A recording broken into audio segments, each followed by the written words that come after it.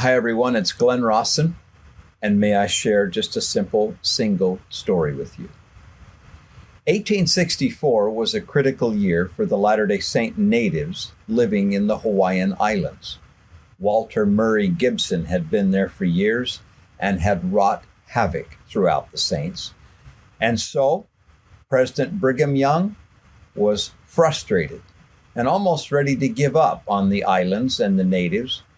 But instead, he called a new group of missionaries to go down there and, if possible, save the Saints in Hawaii or close the mission as they felt justified to do. Well, that mission was presided over by 24-year-old Joseph F. Smith. And notwithstanding his own feelings, President Young listened carefully to these missionaries and their recommendations. And when they asked to keep the mission open, he did.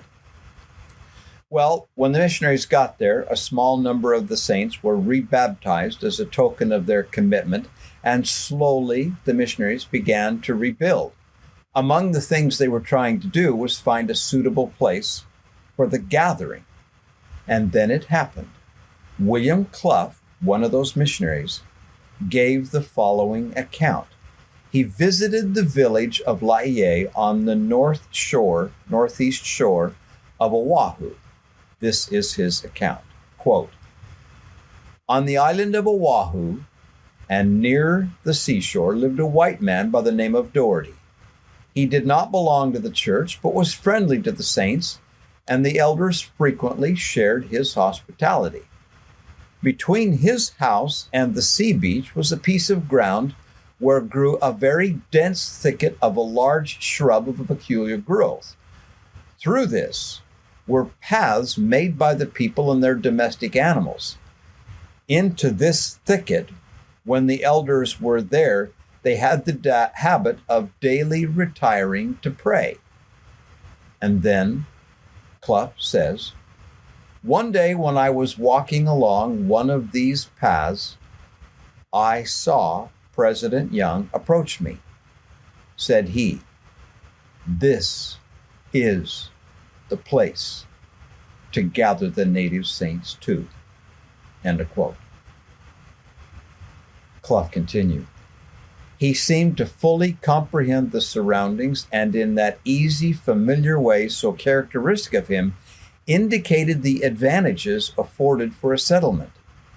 No matter what my bodily condition might have been at the time, the apparent meeting was in the open air and the broad light of day. It was as real to me as any fact of my life.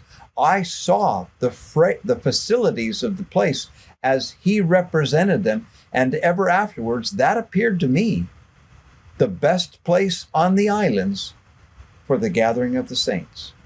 End of quote. Shortly after, President Smith, Elder Clough, and the others were released. On the way home, they met with Elders George Nebeker and Francis Hammond and told them of the Laie property. After a thorough search, the 6,000 acres of land at Laie were purchased by the church as a gathering place for the saints. It was also understood that President Young had told Clough that someday a temple would stand at Laie. My dear friends, in February of 2025, I'm going back to Hawaii. I'm going to that temple. I'm going to that ground where President Young said, "This is the place." I find it fascinating that he would say this is the place, not just on the hill above Salt Lake, but in Hawaii. Come with me. February 2025. If you're interested, go to glenrawsonstories.com.